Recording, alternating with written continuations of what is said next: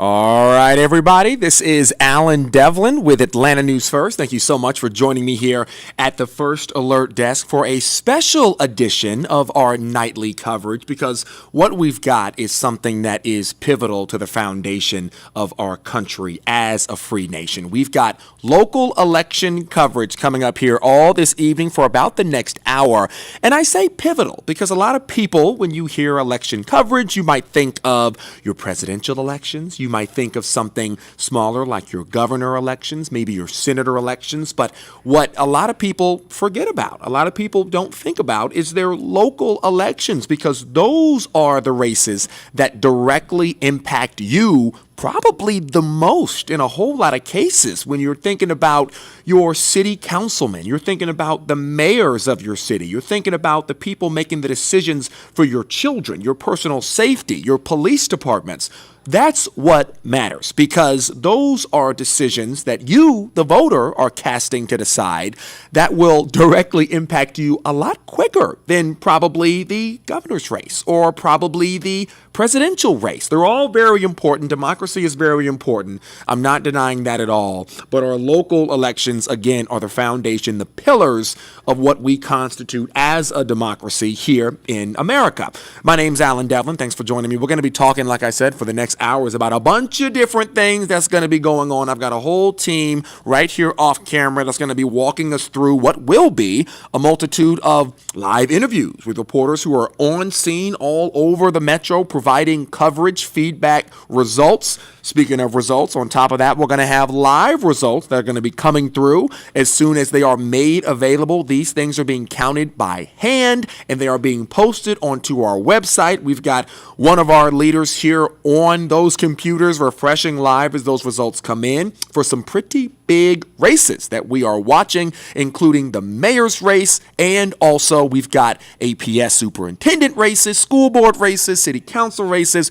We're watching them all right now, including, if you're out there watching and you're thinking, is my county included? We've got Fulton, of course, which is one of the largest counties, the most populous county in our state, on deck. We've got DeKalb County. We're going to be punching into DeKalb live, Brook Haven. We're going to be all over the place. So it's going to be a journey, and I ask that you continue to be patient with me up here, because what I've got is basically a live stream that's going to be produced as things happen. It's not going to be generated beforehand, because we don't know what these results are going to be, but we are going to be chatting live with people, making decisions live, pulling up video live, and all that's going to be running basically simultaneously. You're going to watch this thing unfold alongside me as we watch these elections unfold. So buckle up and get ready. It's going to be an evening, and by the end of the evening, hopefully we'll know some of our new leaders, where their positions are, and how closely those races were contested.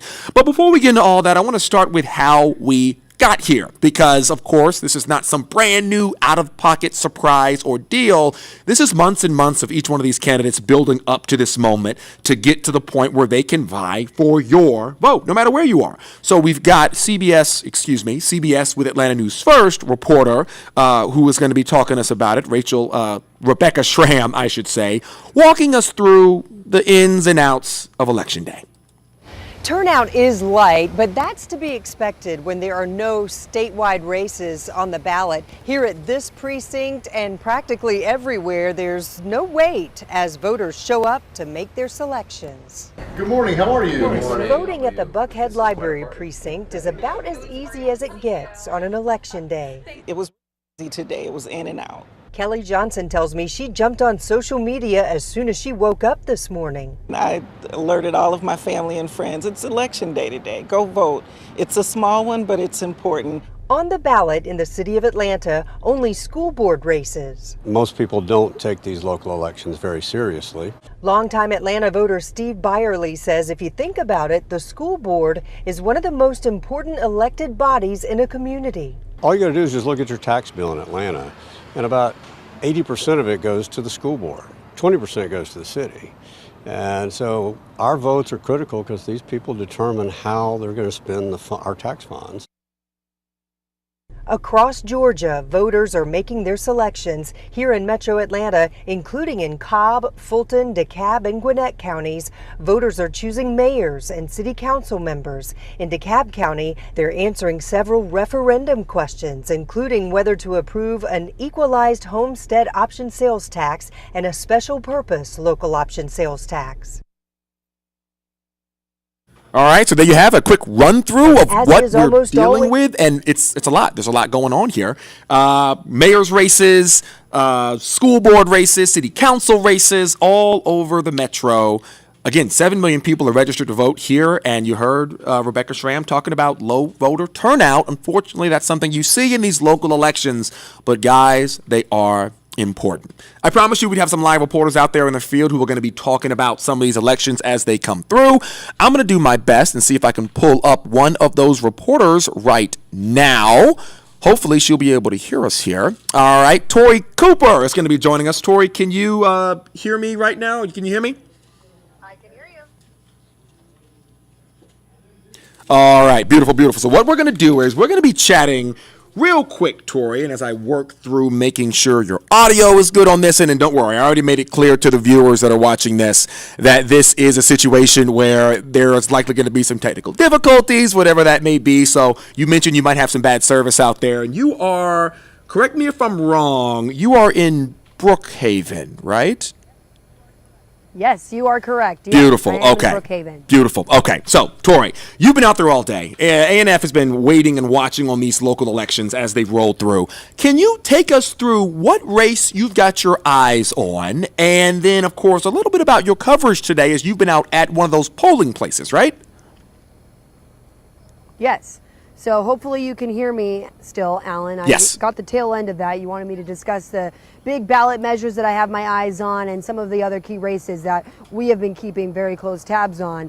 So let's break that down a little bit. The main races that are drawing voters out tonight here in DeKalb County, the top one would have to be the mayor's, right? The mayor's race. That always has one of the biggest impacts on residents, and that was again the case tonight. The big people that I'm hearing, the names that people want tonight, at least the voters that I spoke to outside of the precinct here at the Ashford Park Elementary School. So John Park is a big name that people wanted to see. They said that, you know, John Park really rubbed elbows with the previous administration, the previous mayor, John Ernst, and they felt that Brook Haven and DeKalb County as a whole has really been just a great place to live. And they feel like, you know, why change things? That's really been the... Okay, sorry, I was worried that there was an issue with my mic. I heard some talking. So with that, what I was saying is the mayor's race was really a big talker for everyone. John Park rubbed elbows with the previous mayor, John Ernst, and a lot of the residents I spoke to tonight said that Brook Haven's a great place to live. Why change things? Let's have someone that's rubbing elbows close with the previous mayor. So that was one of the big names, John Park. The other big name that people have been uttering to me tonight is Lauren Kiefer. Many of the residents I spoke to say they want to change. They said that she was very outspoken about how she would have handled certain situations that came up in the county over the last few years.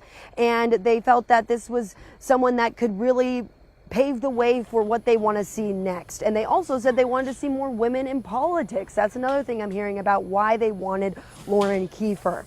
So that's the big race. Those are some of the names that people told me tonight, but I do want to mention the other candidates in that race specifically. So let me just pull up my notes really quick here. I always like to make sure it's accurate as possible. So we have Mark Douglas Frost, Lauren Kiefer, as I mentioned, Hillary Lind, and of course John Park. So those are the four candidates up for mayor here in Brook Haven. And now I want to talk a little bit about the SPLOST and e-host sales tax.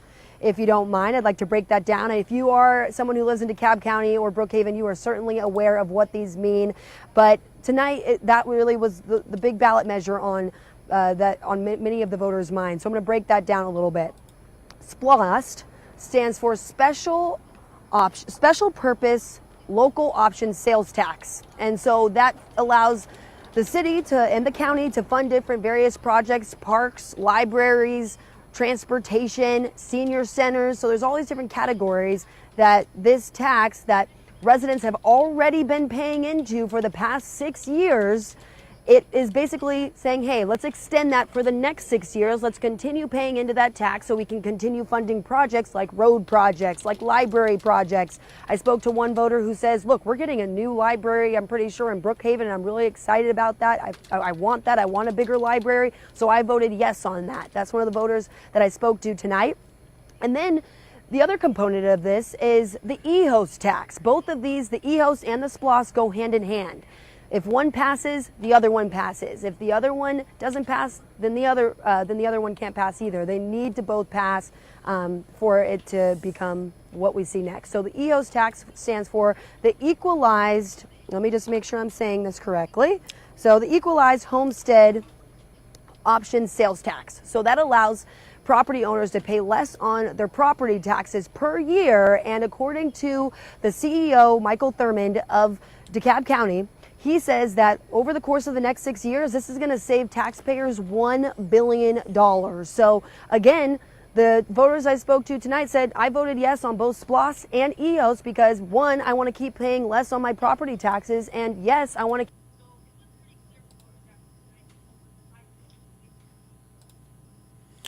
All right, all right.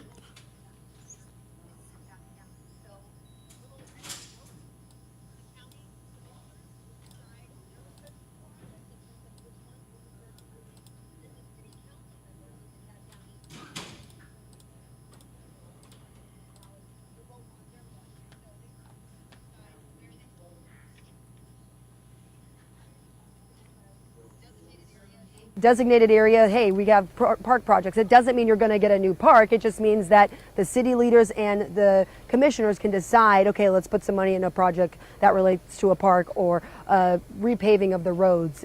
So I've kind of been rattling off some more details. If you have any other questions right now, Alan, I can hopefully try to field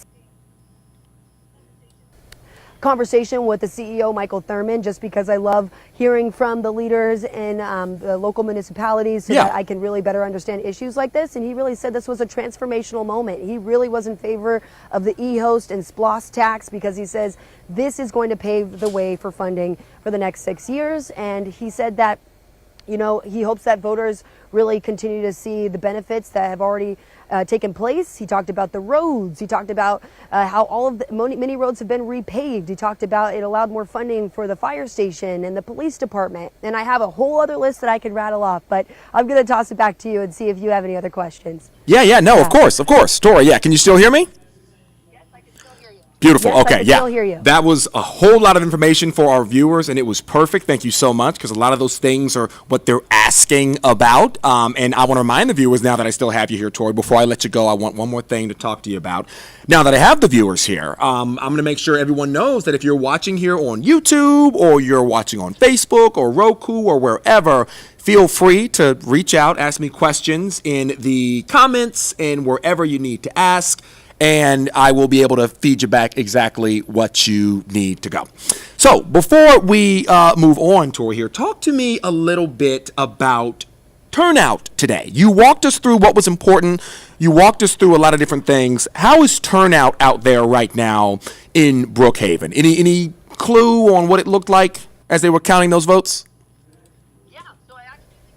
So I actually have been keeping a very close eye on the number of ballots that have been coming in and the people who showed up today. And even just at this precinct, I saw a lot of people show up today, up into the very minute.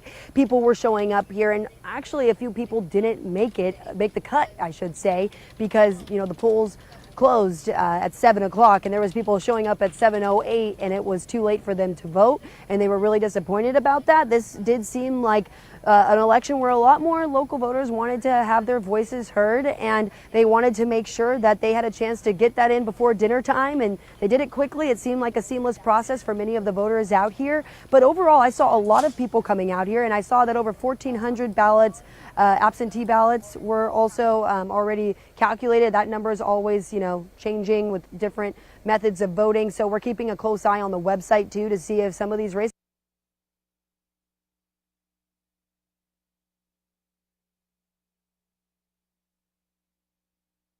council votes taking place in Chamblee. Doraville's also going to be voting on another mayor this year.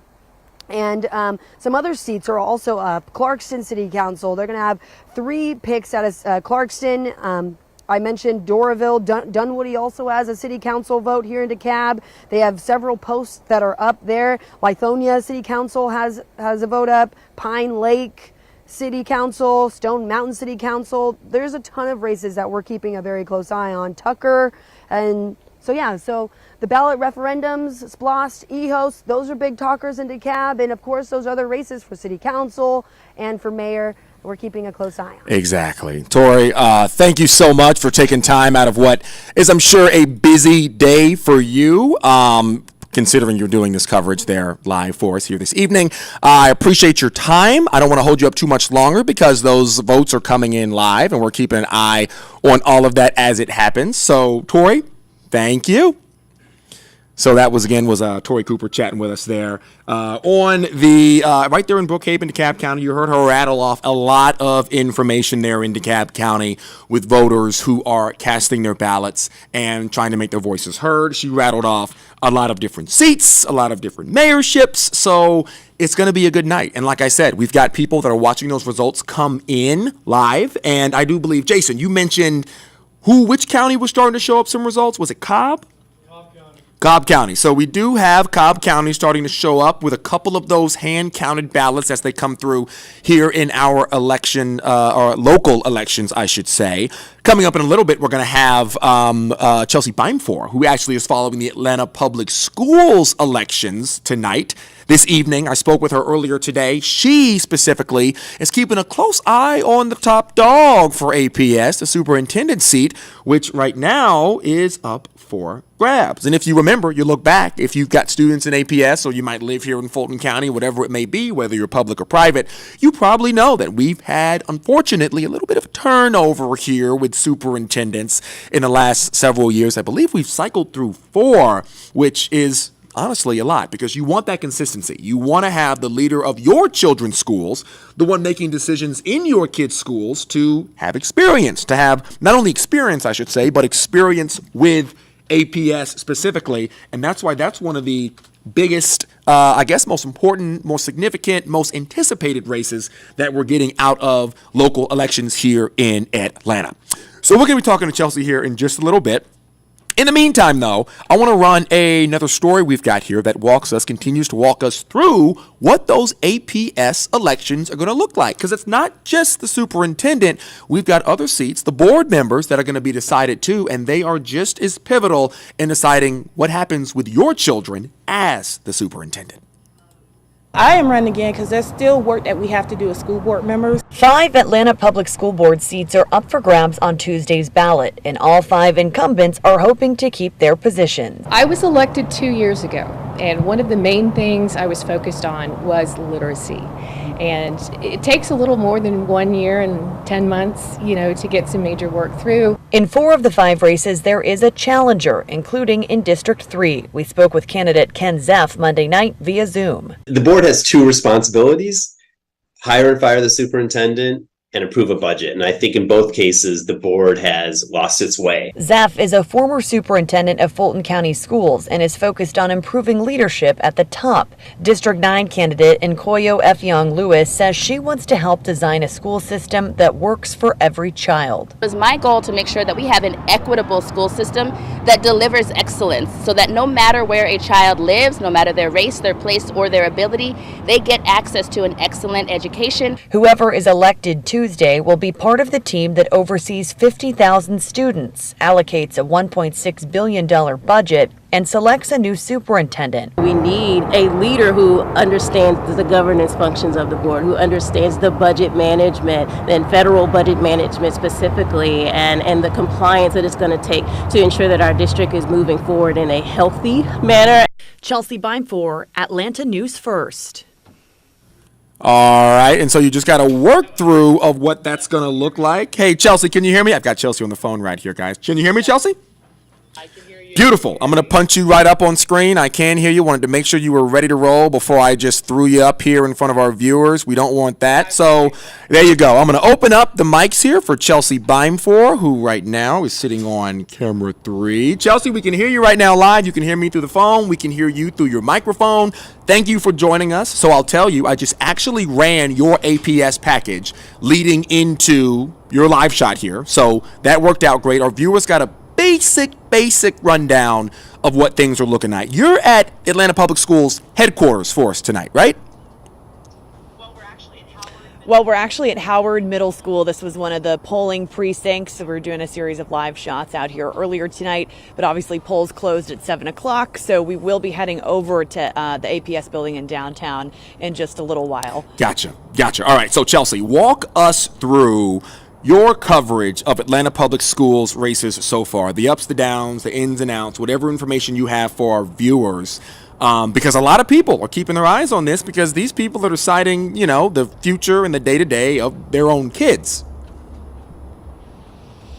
Yeah, definitely. The race includes 5 different seats that are up for grabs tonight. It's districts 1, 3, 5, 7, and 9. 7 and 9 are the at-large districts, so they don't represent a specific area. And then the District 1 incumbent, Katie Howard, is running unopposed, so really we'll call it 4 seats that are up for grabs tonight. And as you guys probably heard in that package, the biggest issue that seems to be at the top of most voters' minds and the current board members is the issue of who will be the new superintendent. So if you've been in Atlanta for a while or you know much about the APS district, the superintendent position has really been a bit of a revolving door over the last decade or so, even really in the last 5 years in Atlanta. They've gone through a series of superintendents who've been let go for various reasons. Most recently this past summer, the board decided they were not going to renew Dr. Lisa Herring's contract. So right now we've got Dr. Danielle Battle, who's filling the interim position for superintendent until the board makes a permanent decision. So we talked to several of the board members last night following their scheduled board meeting. We asked all of them what they're looking for in the next superintendent. They gave, different answers. People said we want someone that's focused on literacy. That's been a big push in APS over the last well and collaborate with board members. We're looking for somebody that's also going to take what's best into account for families and all different types of students and the diversity that comes with Atlanta Public Schools as well. So superintendent is definitely one of the biggest things, not behind this race, but what people are most interested in, who they're electing that will then eventually pick the next APS superintendent. Gotcha, Chelsea. Yeah, a lot of great information there. Obviously, it is an important race to discuss. There's a lot going on. I'm going to actually punch you back up here because I moved you from the screen. There you are. Perfect. Yeah, a lot going on right here. I'm running this whole thing by myself, Chelsea, so I apologize to you, but a lot of great information there. Talk to me about voter turnout this evening. How has that looked? Has it been a lot of people? Are there any reports coming out of, APS saying, yeah, a lot of people showed up, or, it wasn't as strong as we would have wanted? Because there are 7 million registered voters who could vote in this election. We're not going to be anywhere near 7 million participants, though. Yeah, voter turnout from where we've been at Howard Middle School has been pretty low. We haven't seen the typical long lines that you might see during a presidential election. But people did start coming, later in the day, 5, 6 o'clock, when people were starting to get off work. I did look at the Fulton County election website just before we popped on here with you, and there are still about 30 precincts that we're waiting to get results from. But without that, 90% were already reporting, and it said only about 4% of registered voters turned out for this race. So a little bit low, which was maybe expected, but not necessarily the number that you want to hear. Yeah, it's never the number you want to hear, honestly. You always want 100% participation, and unfortunately, you're never really gonna get it. But we're going to aim for it as a city, as people who care about our children and what they're doing. Chelsea, is there anything else? I know you're kind of the woman with the plan right now as far as APS goes for our coverage, and we know you'll be here with us at 10 o'clock and 11 o'clock on WANF and Peachtree TV, bringing us more coverage of APS as these results roll in. Anything else you want to leave our viewers before I let you go? Yeah, I mean, right now we're just waiting to get those results from the Fulton County election website. Keep refreshing every couple of minutes to see what we're getting. But so far, with about 90% of precincts, unofficially reporting, it looks like about 3 incumbents are likely going to keep their seat. But again, not official. Still waiting for those final results to come in, and hopefully we'll get those in the next couple of hours before Atlanta News First at 10. There you go. There you go. Chelsea Beimfor chatting with us here right now at one of the local schools that is being impacted by this APS voting going on tonight. Chelsea, I appreciate your time. We will see you later tonight at beginning at 10 o'clock on Atlanta News First. Thank you. So you just heard Chelsea there talking a little bit about everything that is going into this election, because it's a whole lot and it's important. And while she was talking, while she was walking you through what's going on over at APS, I actually went on the website, pulled up some numbers. I'm going to run through a couple of those early numbers that are coming in on Fulton County, and I'm refreshing it as I speak because it's going to be kind of play-by-play, second-by-second, minute-by-minute kind of deal for the rest of the evening here, because that's just how these local elections work. So you heard her talk about Katie Howard, who is who is running unopposed. She is likely going to win. We've got 1,000 votes in right now for Howard, and she, of course, is in the lead, obviously, because no one's challenging her as an incumbent. Right now, for the Board of Education District 3, Michelle Olympiadis is trailing Ken Zeff with 914 votes totaled. Ken Zeff has 619, and Michelle Olympiadis, the incumbent, actually, is trailing with 295. But guys, this is so early on in the election that there is truly no real way to know who's going to win these races, right? I'm just telling you live as we get them. You can get this information on AtlantaNewsFirst.com right now if you want to. Don't forget to throw me some questions in the YouTube chat if you're here on YouTube, chatting it up, whatever that may be. And just remember that this is happening live. And so we could have someone who's up by 1,000 votes right now, and at the end of the night they lose. You never know. Board of Education District 5 right now, we've got Erica Mitchell, who is the incumbent, battling Raynard Johnson. And we've got about 1,300 votes in right now. And Erica Mitchell is leading with 970 votes to Raynard Johnson's 413 votes. That's what's happening right now. And then you go wide scale, the Board of Education at large, District 7. That seat is a 3-person race with Tamara Jones as the incumbent, leading right now with 3,300 votes, 3,383 to be exact. And then followed by Alfred Chivy Brooks at 2,548. And then William Sardin is in third with 296. So a big gap for Sardin.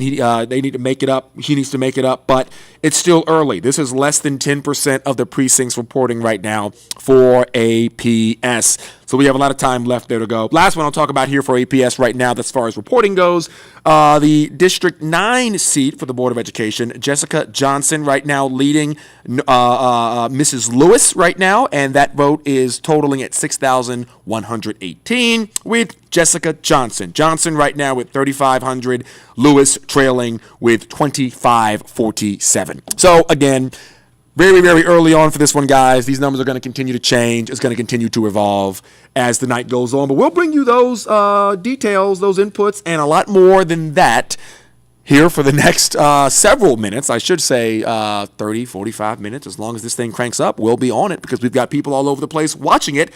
Here's some of those signs I was just talking about there for District 9 on your screen. Look at that. So while everyone was out voting tonight, and things were going down, and everyone was casting their ballots, hopefully not standing in too many lines. You've heard about that low turnout.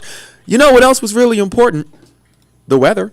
I'll tell you that was important because people were outstanding in it. And surprisingly, we actually had some pretty decent weather. I was shocked. I was surprised because it's been so back and forth, so cold in and out for the last several days here. You really don't know what's going to come around that corner unless you have that Atlanta News First weather app. That is an app that allows you to get straight up, full on details, information, and input on what is happening all over the metro as we look live at our city. You know, the one thing I don't like, the one thing that disappoints me is when we have a beautiful view like this overlooking Atlanta. This is a live view, by the way, I might add. And you're stuck with the sun One of our producers said, Patrick's face. No, we enjoy Patrick's face. That's not what we have a problem with. What you're stuck with is the sun setting early on us, and being as, we get stuck in bad, colder weather, but that wasn't really the case today. We had a pretty good day, pretty beautiful day, a summer-esque day. I'm going to see if Patrick's got his light squared away. You got your light squared away, Patrick? I don't, but it's okay. I'm going to You want to flip on the side light? I'm flip good. on the, you sure? Nah. You sure here? We're going to flip sure. on the side light for you. Now, we got the side light from Mr. Patrick Pete. Thank you, as Brett. I, Make as I yourself bring him useful. up really quick. And again, this is, that's Patrick's light there. Yeah, set him up. I'm not going to put Patrick on camera yet because I want to make sure Patrick is nice and set up before we show that face that we all want to see here. There you go. Let's see. Pull it up. Where's my camera? And this is all happening live, y'all. I'm talking to y'all Good job. live as we make this happen. Let's see if we can find camera 2 for us, Patrick. Give me. You are good, man. It was beautiful outside today. Temperatures climbed into the upper 70s, low 80s. That's something to talk about. That's something to smile about. Amazing weather.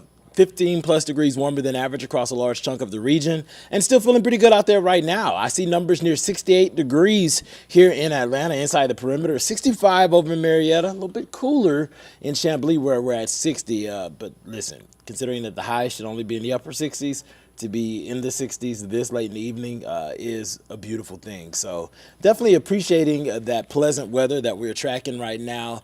Most of the region feeling pretty good. You can see that the mountains are a little bit cooler than we are here in the city, but really just a gorgeous, gorgeous night to be in North Georgia. So I go ahead and commend you. If you're at home, you're good, because if I weren't at work, I'd be at somebody's restaurant on the patio experiencing some of these pleasant numbers.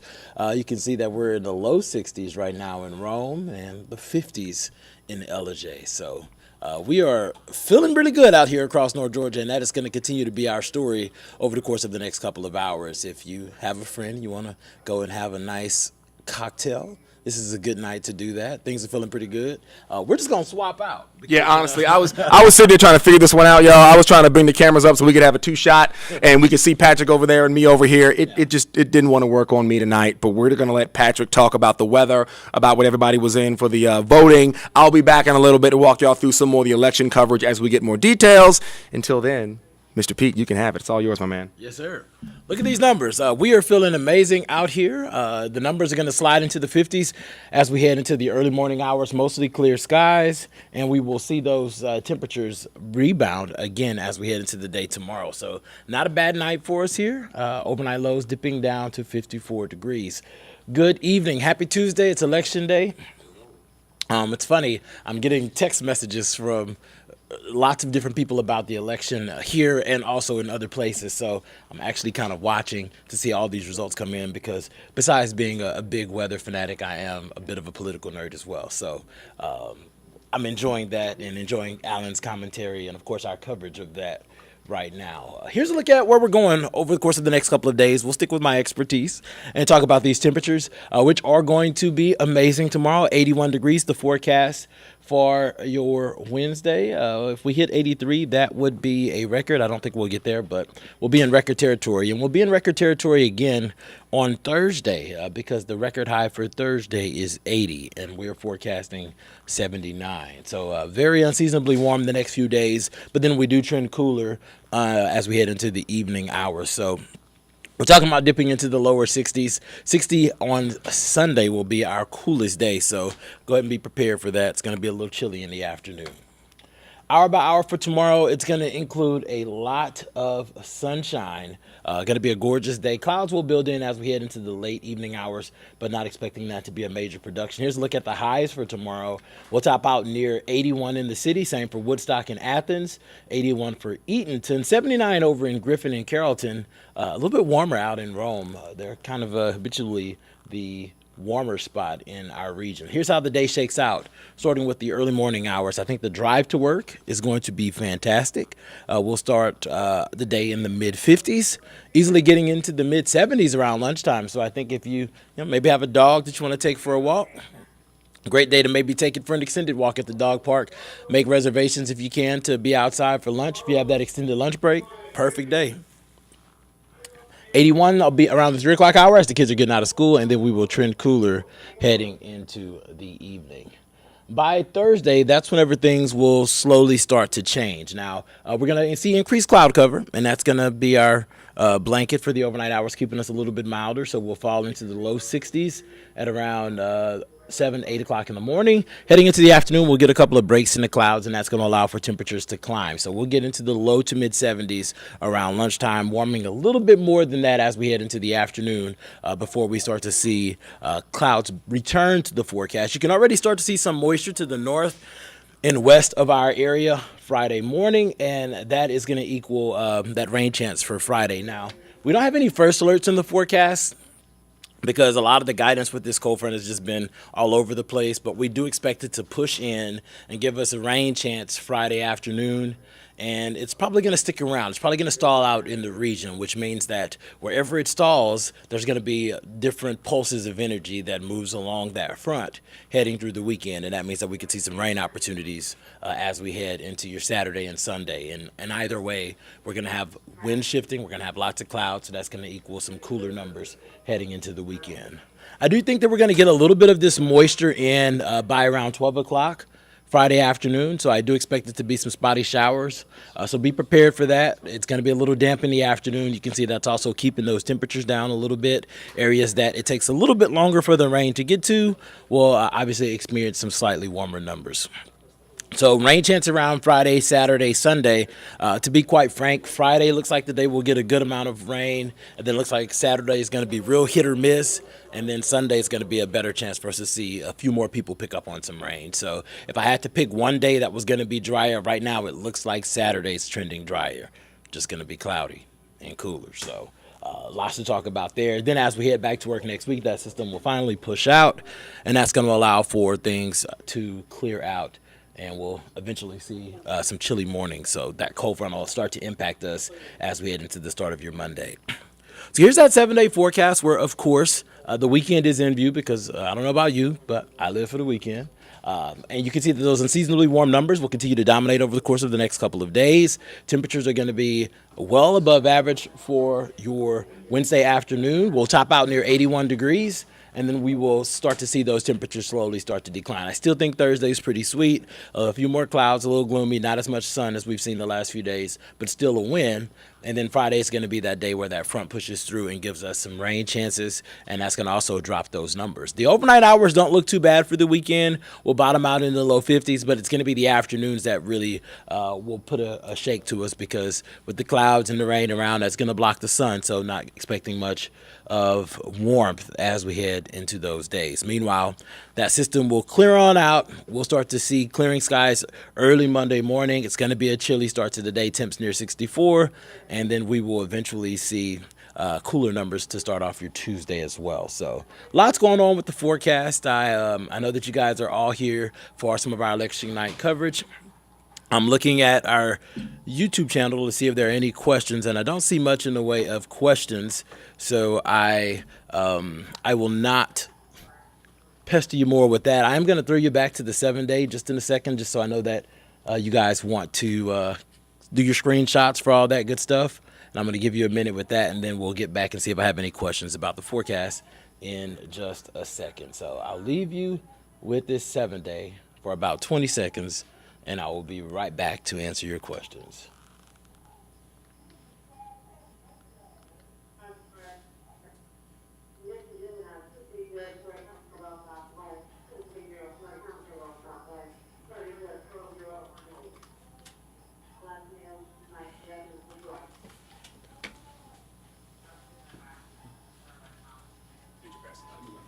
No, I mean, yeah, no, I just needed time to pull some videos and stuff.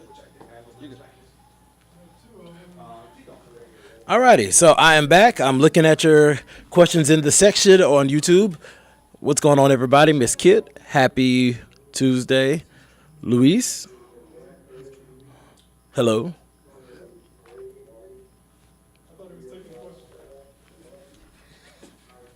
Hey, look. Patrick is a phenomenal meteorologist, all right? That's all I got to say. Don't judge me. That's all I got to say. Don't judge me. He's a phenomenal meteorologist. I'm back. Hey guys, on a one shot because I couldn't figure out how to do the second camera, and I'm gonna now take over. Patrick, thank you so much for walking us through some weather, the 7-day, everything that comes with it. Always appreciate your time and your patronage, guys. Thank you for sticking around with us. Hey, Miss Kit, you're asking about results.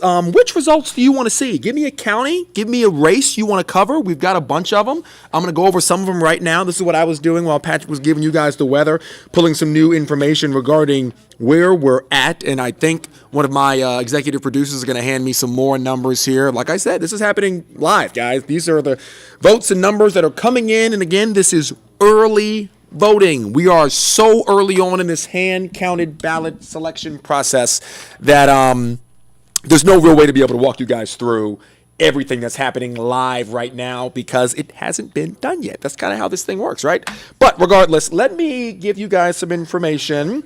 It looks like we are dealing with, Jason, which county is this, if I might ask? DeKalb County, everybody. So that is where Tori Cooper was earlier, and she walked us through a bunch of the different things that come out of DeKalb County. DeKalb County voters cast their ballots. Look at that. I can type and say what I'm typing at the same time.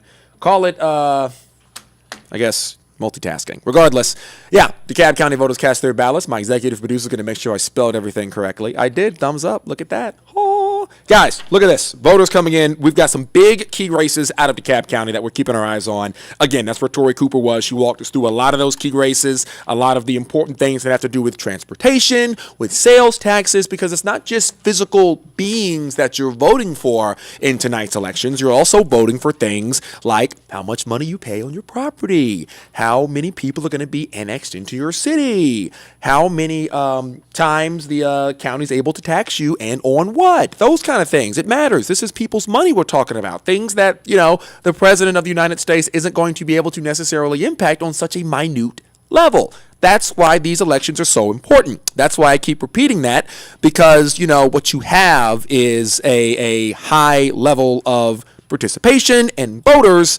You're going to have high satisfaction because then people are participating in something that and getting the results they want. That's really what it was. Don't you hate it when you hear about people complaining about election results and what comes with it, and you ask them, well, who'd you vote for? And they say, I didn't vote.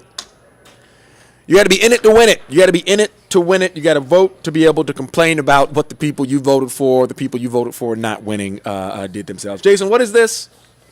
Those are the tax votes for tax votes. Look at that. See, this is why we have such a phenomenal producing team here at Atlanta News First. We've got people who can hear what I'm saying live and then print out and put the votes in my hand. So I was talking about some of those tax votes. We've got EHOST, we've got SPLOST, and we've got the homestead exemption. So right now, out of the 506,000 people that could have voted, we've got advanced voting, which is early voting, which is all that we've counted for, 20,242 people on a one box there. 20,242 people have voted. We're going to talk about DeKalb County here for a little bit. So let's see.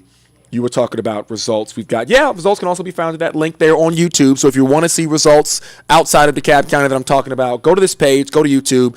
You'll be able to talk about them. So out of DeKalb County, EHOST, which is another tax vote, people were voting for it, 20,000 people have voted early. That's people mailing in ballots. That's people voting before today because today's ballots haven't showed up yet. For that, we've got 15,000 people voting yes on that EHOST tax vote and 4,000 voting no. So right now a 75.9% success rate on that vote out of early voters only, people who mailed in ballots. Those rest of those numbers are going to come in as we talk about them, and we're going to be walking through them as they are refreshed live on these separate county websites. Again, we've got all this information on AtlantaNewsFirst.com right now. Moving on to SPLOST, which was a big thing that Tori was talking about earlier on when she was outside of one of the middle schools there in Brook Haven, I should add. We've got another same number, 20,901 voters voted early because they voted on both things at the same thing. That one has a 73.45% success rate right now with 12,810 people voting Yes. So more tax results coming out of DeKalb County, I should say. And then we've got the third one on here on my list that I'm walking through here. DeKalb County homestead exemption. That's what we're going off for 65-year-olds and up. We're going to talk about the same number, that 9,000 number of people that have voted early so far. Out of those voters, this is actually one of the highest success rates so far out of these tax-related, exemption-related things that are coming out of DeKalb County with early votes only. Early votes only. You know what? While I'm saying that, let me add early votes to this lower third right here, this reading part. Let me see. Early votes only. That is people who voted early, who mailed in their ballots, all of those things combined. And I'm going to refresh it really quick. Click that, click this, and boom, more information. Early votes only. He's going to read it. He's going to make sure it spells correctly, and we're good to go. Like I was saying, that one is one of the highest with 87.17%. That's the DeKalb County homestead exemption for 65-year-olds and up. 16,031 people have voted yes on that, with 2,365 people voting no. Those are some things out of DeKalb County. How about we talk about some mayor races, because those races are pretty important for the most part. And I'm going to pull up some information right here regarding, let's see, boom, there it is. All right, so let you guys look at this video real quick while I pull up some more of these numbers and refresh them live. Give me 1 second, guys. And so, rolling again with DeKalb County here, Stonecrest, the mayor of Stonecrest, one of the cities there in DeKalb County. That race is rocking and rolling. These are early votes. Again, these are not votes that were casted tonight, but those early votes are coming in. People who went out and either voted early or mailed in those absentee ballots, whatever it may be. It is a 5-person race with Jasmine Cobble being the incumbent. And what do you know? Jasmine Cobble right now is leading that race, 1,331 votes in advance voting for her, giving her a 68.94% lead just to start into absentee voting. That's going into tonight. So with local elections, it's kind of hard to be able to determine what kind of advantage absentee ballots are going to give a candidate going into election night, unlike in the presidential elections, where we do know that Democrats usually tend to vote early and then Republicans usually tend to vote day of. It can kind of carry over into these mayor's races, into these local elections, but it's not as correlated as it is on a national level. But Jasmine Cobble right now holding on to a pretty much a 1,000 vote lead right now, with 68.94% going into tonight. The second place person right now is Diane Adoma, who had 331 votes. So the incumbent in Stonecrest with a strong start to lead into today's race so far. And then how about Stonecrest City Council members? Because we got some districts out of Stonecrest as well, some council seats. Someone's got to support the mayor, right? They can't do it all by themselves. And I'm going to post this up really quick. I'm doing all this by myself, guys. This is all clicking and punching all by myself up here. So give me a little bit of time to make that happen. Stonecrest City Council District 2. District 2. So this is a 3-person race with the incumbent, Rob Turner, holding on to an extremely slight lead coming into today's election day, early voting. 134 votes for the incumbent Rob Turner to the second place's Terry Fies, 132. That is a 2-vote difference after early voting. It is statistically inseparable right now. 34.86 for the lead, 34.35 with second place. And then third place, as I said, 3-person race goes to Belinda Hall. She's got 118 votes. And I'm saying, it's 2-vote difference between first and second. Guys, it's a less than 20-vote difference between first and third. And that's why when you hear people talking about these local elections being so important, these local elections being such a significant matter of coverage of what your decisions are going to be, what impacts you, your household can literally change the results of an election. Your 5 people in your house, your kids, if they're of age, your spouse, your friends, you guys can go out in your cities and in your counties and literally change an election. You guys can organize a group of 20 or 30 and literally give somebody a seat in these local elections, because that's how some of these elections go, with these razor thin margins. But You heard me talking a little bit about elections and how that works out. Lo and behold, in the last couple of weeks here, Atlanta News First has done a lot of coverage on the districts, the way the voting maps are going to be drawn, right? And that's something that impacts local and national elections. We've got less than a year leading into the presidential election, believe it or not. So I'm going to space out a little bit real quick, go from local and give you guys a look at something that will impact all of our voting here in Georgia across the board, not just at the local level, that voting map back and forth, because you have state house members and Congress and our senators and our governor going back and forth about what these maps should look like. Race plays a component. Population plays a component. All of these different factors that play into our Georgia voting maps. Georgia voting maps up for discussion. Look at that. I'm going to punch it up. Boom. So now you guys have something you can take a look at down there at the bottom of the screen. And again, guys, I'm doing this all by myself live. Thank you for your support in the YouTube chat. I appreciate it. Thank you so much for your input, your feedback as I kind of do this live. But like I was saying, let's take a look at those voting maps, because we've got another Atlanta News First package that's going to walk us through what that looks like, that battle, that back and forth, and what it could mean for all of us.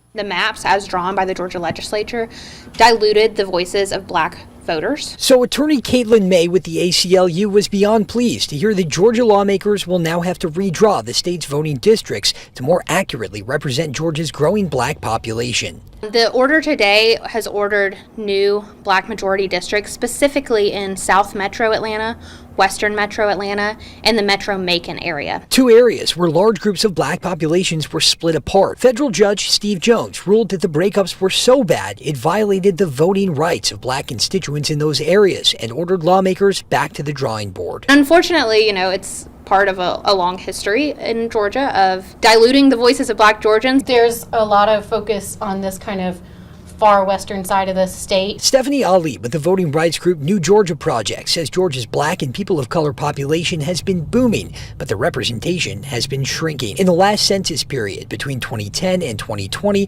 Georgia's black population rose by almost 400,000, and the state's white population shrunk by almost 50,000. This was going to give an opportunity to kind of revitalize people's opportunities to feel connected to their vote, to feel like their vote matters, and to hopefully represent people that they truly believe in instead of just who's running.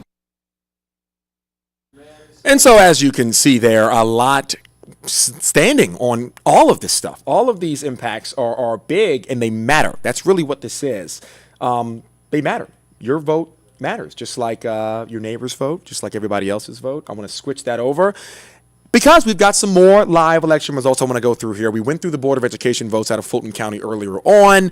I want to walk you guys through some of our, if I can pull this up really quick, more Fulton County votes. So if you're in Fulton County, these votes are for you, including some more live election results that we've gotten here, because there's more information coming in by the second, I should say. So going into City Council District 1, this is in Chattahoochee Hills. So we're bouncing over to Chattahoochee Hills for this one.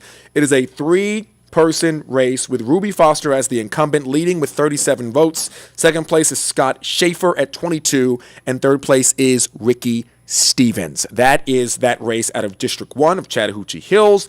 City Council District 3 in Chattahoochee Hills, staying there. It is a tight race. Another tight race. Scott Lightsey with 66 and Lori Cyril, with 36, 102 total votes cast. And you think about how 5-10 votes can change a race. Guys, by the time this is all over and we have our full final election results, 5 or 10 votes will literally change a race. That is where this stands at every one of these local races.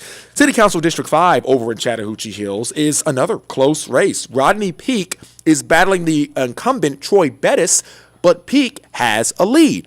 And these numbers are up to the date at 8:36 p.m. I'm giving you guys these numbers. Rodney Peak has the lead with a little under 30 votes, 26 vote lead on the incumbent Troy Bettis, but there's still a long way to go. Jumping over to College Park now, another one of our cities here in the metro.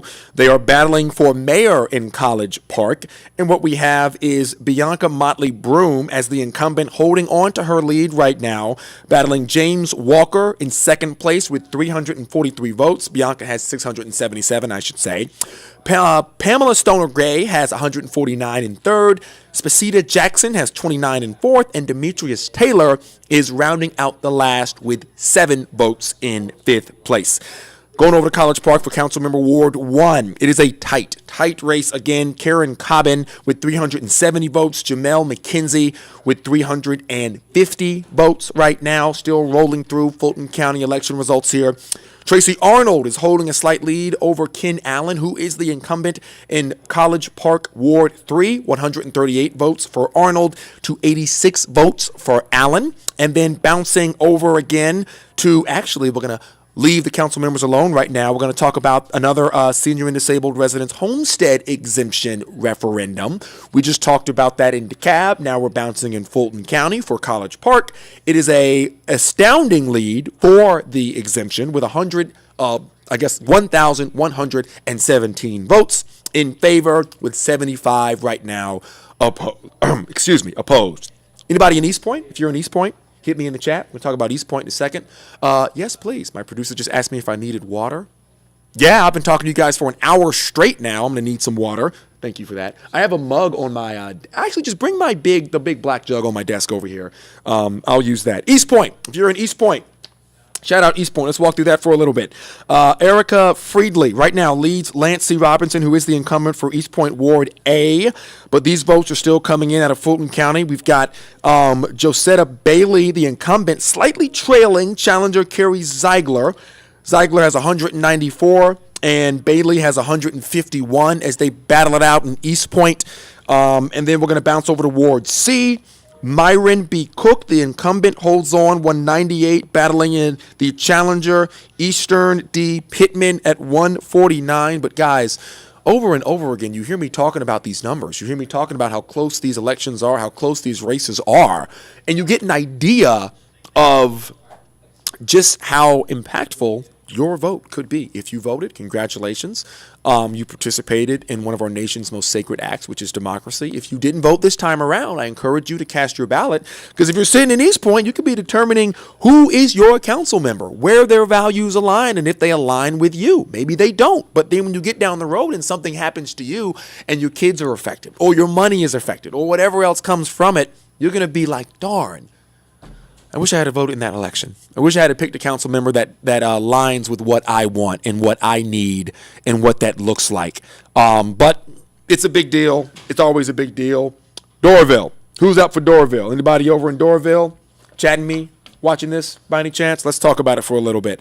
The Doraville mayor right now. Big time race out of Doraville. And the leader with 131 votes is Joseph Gearman. He is also the incumbent. He is challenged by Tom Hart, who has 31 votes right now. Gearman has 131. So a 100-vote lead out of Doraville, and 100 votes could be what determines the mayor of that city of Doraville. Great city. We just built a giant assembly plant out there, a movie studio plant in Doraville. It's a beautiful facility that will be changing the game in Doraville, and all of the people of Doraville and the council members of Doraville and the government has always been very kind to Gray Television and Atlanta News First, as we both work in a partnership to expand what that looks like in Doraville, because it's going to give a lot of jobs to a lot of people. It's going to be great. Speaking of the city council right now, I'll tell you, look at this.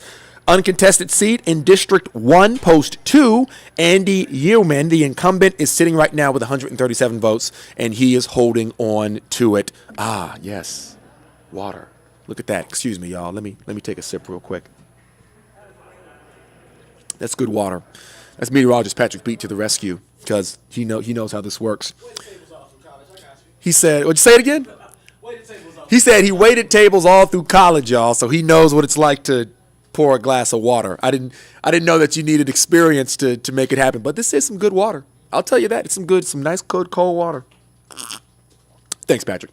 So rolling along here, talking about it some more. Where was I? Doraville City Council District 1, Post 2, uncontested. Andy Yalman right now with 137 votes.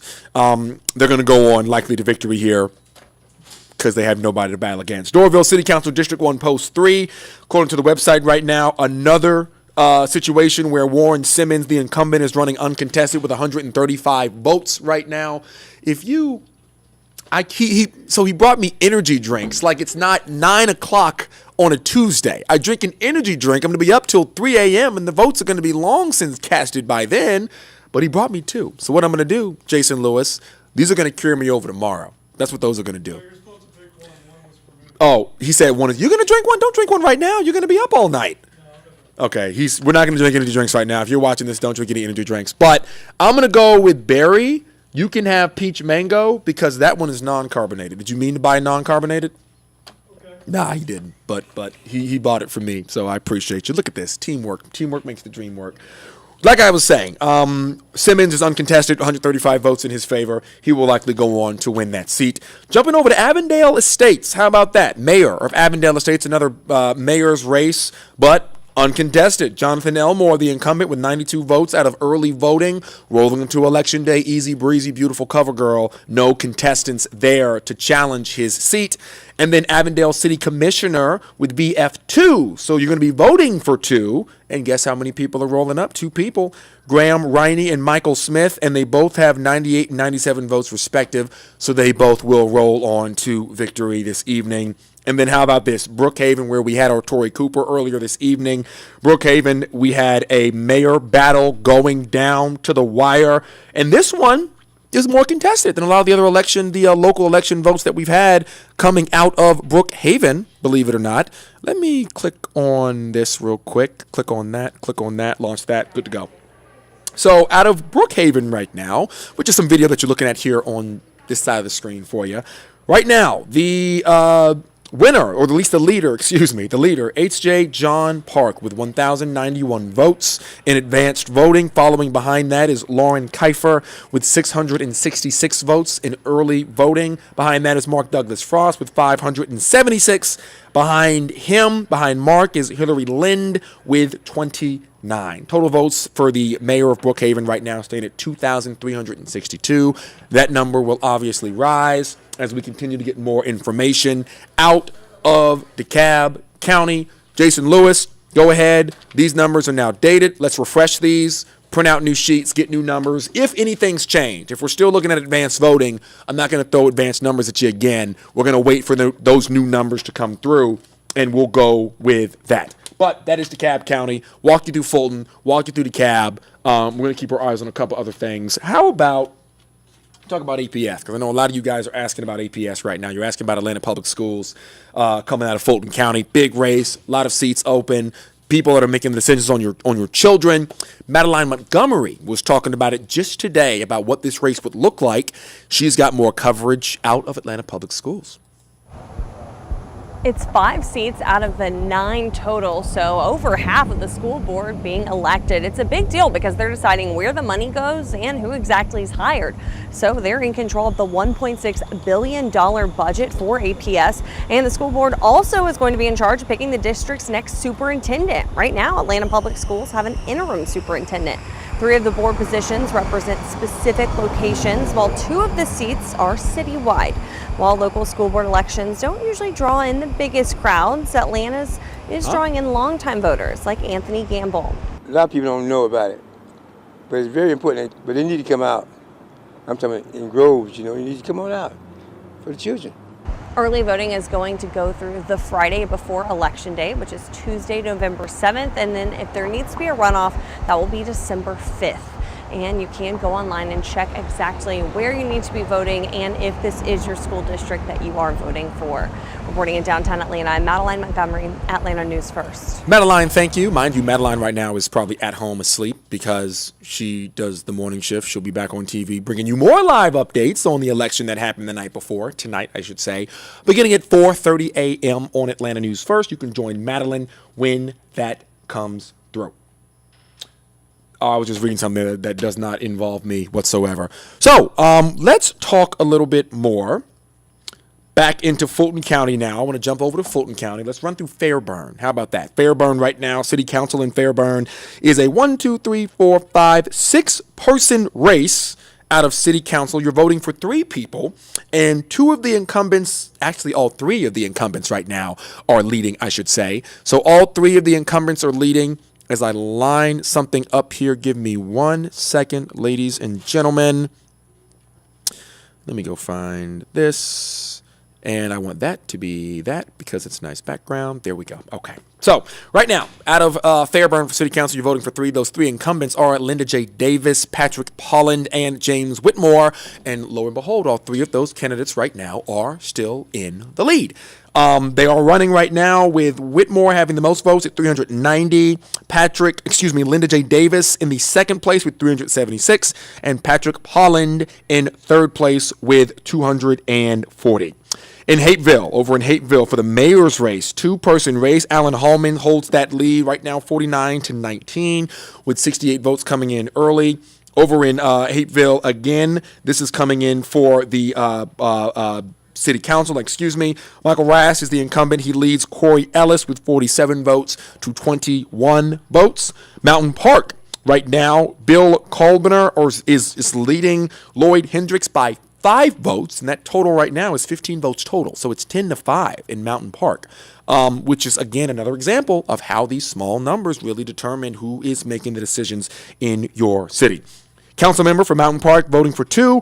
Right now, the one of the challengers, Wanda L. Taylor, is one of those 2 that's leading with 12 votes. The incumbent, Carol Fulham Silver, is leading, or second place, I should say, with 8 votes. Ike Powell, James Jones, both tied with 3. It's tied for third as well. And allow me to scroll through because I'm updating these live as they come through, guys. And I am pulling them right now. Again, these are all unofficial results coming out of these municipalities, and numbers are updated every couple of minutes, every couple of seconds, depending on what is happening. In the meantime, let me see if I can walk you guys through a little bit more about Election Day here as we talk about on a big scale as thousands and thousands of people. Election Day in the Metro. Boom. And my producer's going to look up at the screen and make sure that is spelled correctly. Of course it is, Mr. Jason Lewis, because I'm going to check my own stuff, right? Thumbs up? Thumbs up. He gave me a thumbs up. Yes, sir. A little bit more about Election Day, guys. The Election Day coverage continues right after this story. Good morning. How are you? Good morning. Voting at the Buckhead Library Precinct is about as easy as it gets on an election day. It was really easy today. It was in and out. Kelly Johnson tells me she jumped on social media as soon as she woke up this morning. I alerted all of my family and friends. It's Election Day today. Go vote.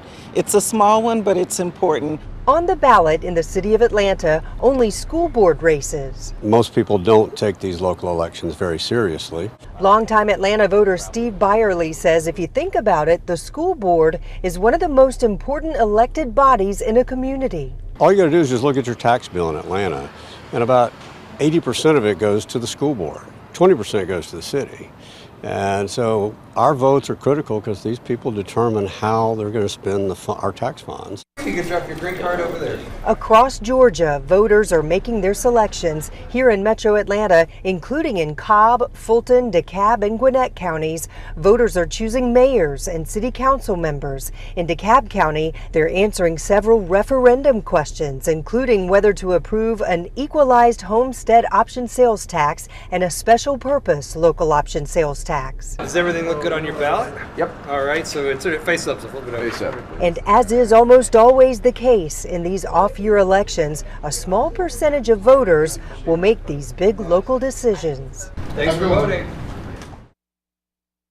And that's the case nationwide. That's a nationwide thing. You heard Rebecca Schramm walking through the importance of these local elections and why literally 5, 10, 15, 20, 100, 200 people, you think it's a lot. It's not. You know, you think about how much your vote matters. You think if it matters, if I should vote.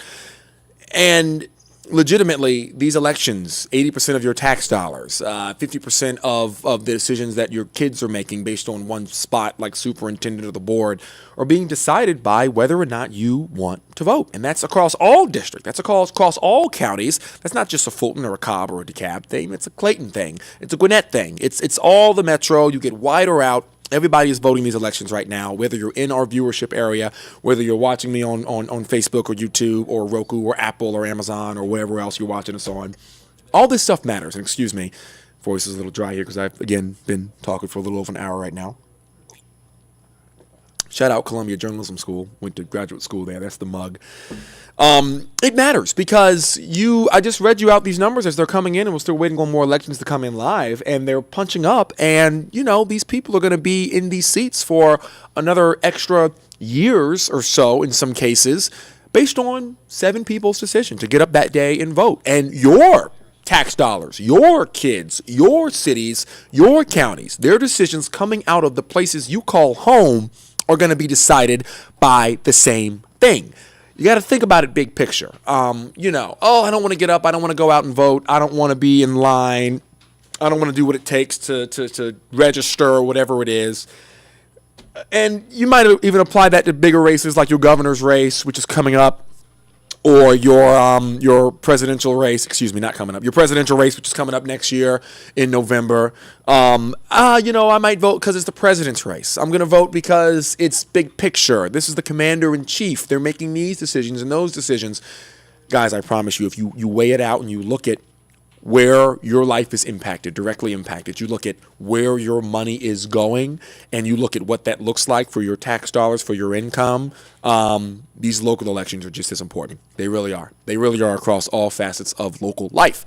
And there's really no other way to put it. The one thing I'm going to do before I let you guys go here, because we're rolling up on 9 o'clock right now, is I am going to talk and walk through these live numbers one more time, but I'm going to pull them up on my computer here instead of pulling them up on my phone, which is what I've been doing. Let's see. Type. No. Where can I pull up? Give me 1 second, guys, because again, like I said, I'm doing this all type and everything that's going down here. Let's see. Actually, let me click on this really quick. Give me 1 second, guys, and I will be right back in like 30 seconds, and we'll keep on chatting.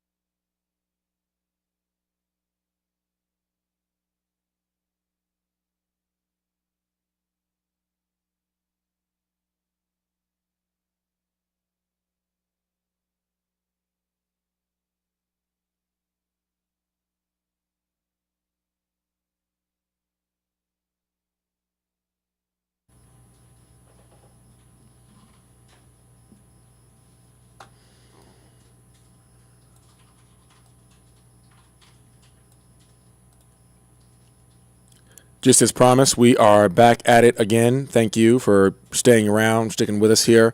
I appreciate it. Let's see if I can punch that up really quick. Perfect. And I'm going to bring that up as well. All right, cool. We're back.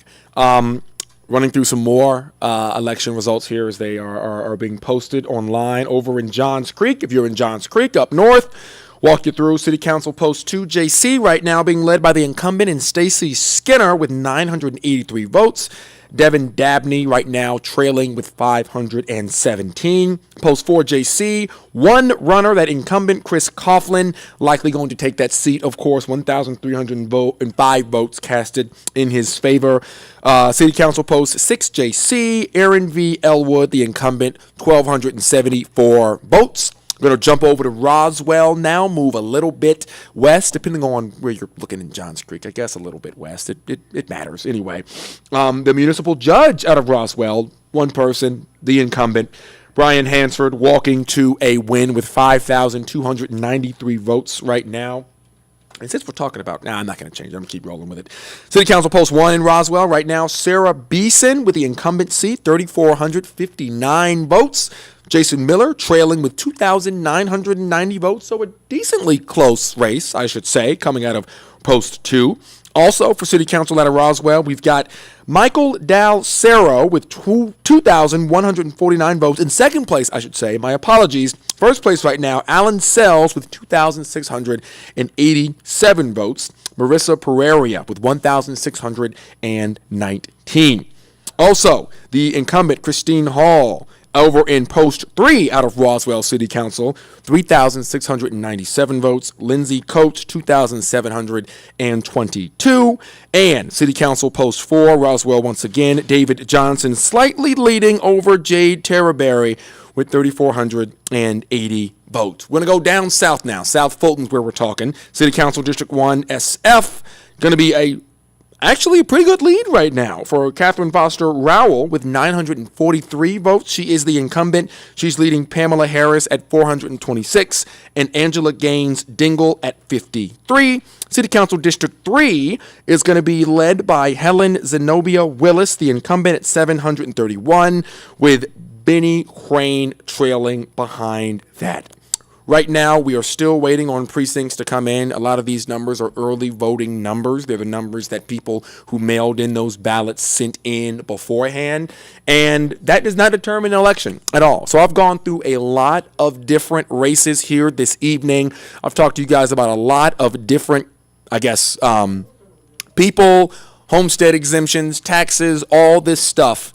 And it is far from in a position where we know who's going to win these races. No matter what I said, or no matter how big of a lead that they had, unless they were an incumbent in a uncontested seat, then you're going to have changes coming up here in the next hour or two as those numbers roll in. What I will tell you, though, is that a lot of these numbers, these live results from today as they are being counted by hand, have not been reported yet.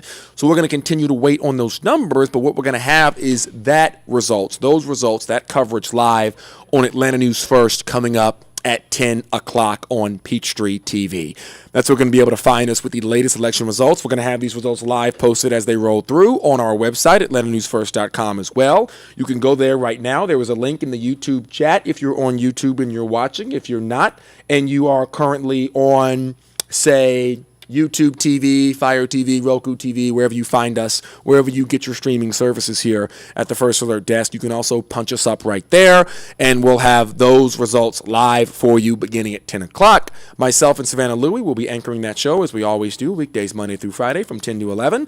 And then it will once again be me and Savannah Louie at 11 o'clock on WANF CBS with whatever information has been posted from the official county elections on each of these counties, where there are seats that are being contested here in our local elections.